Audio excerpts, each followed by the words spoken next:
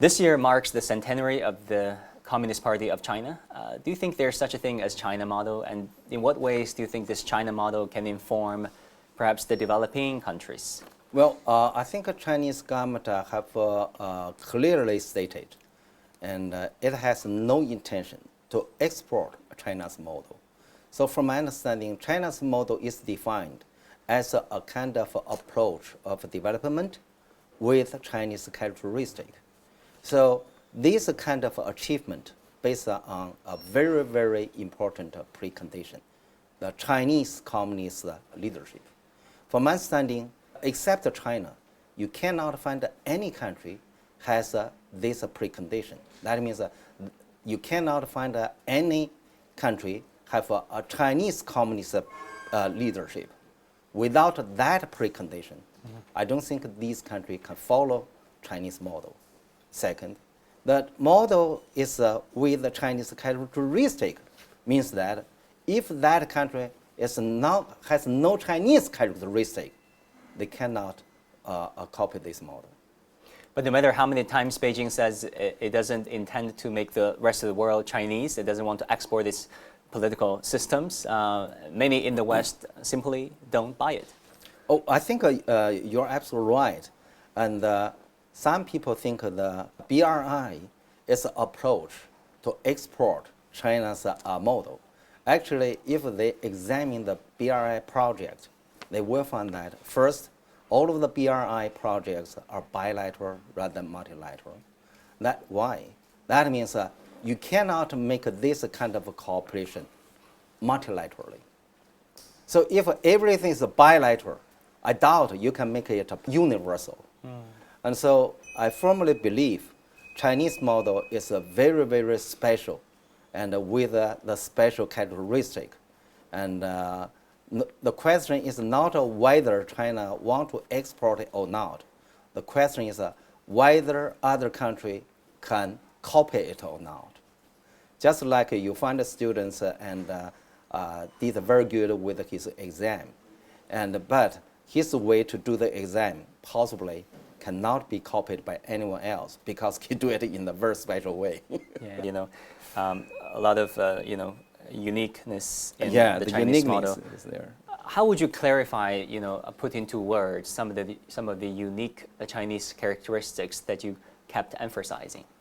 I think the uniqueness of a Chinese model is that they adjusted the policy or the governance according to the change as quick as possible.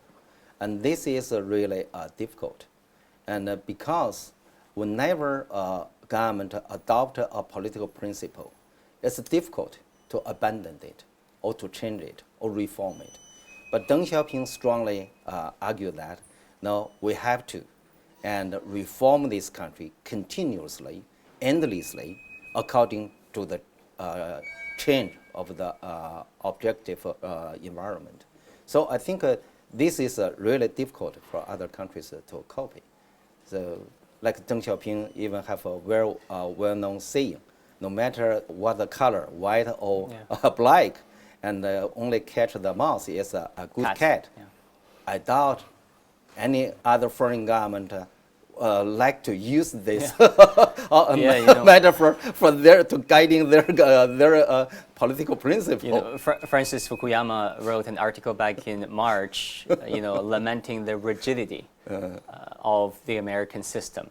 It's very hard to sell the ideas of the political right to the left. Yes. It's very hard to or convince the liberals the right-wing values. Even. Such is the rigidity of the U.S. system. So once some people ask me, and what's the difference between Chinese concept of legitimacy and Americans concept? I said that for Chinese, legitimacy, it does not mean the process. It means the result. If you do something good, the result is good. Okay, that's legitimized. But in the U.S., it's opposite. They say, no. The question you have, the process to be legitimized is not the result. For Chinese, they consider you have good process, but then bring us a bad result. So what?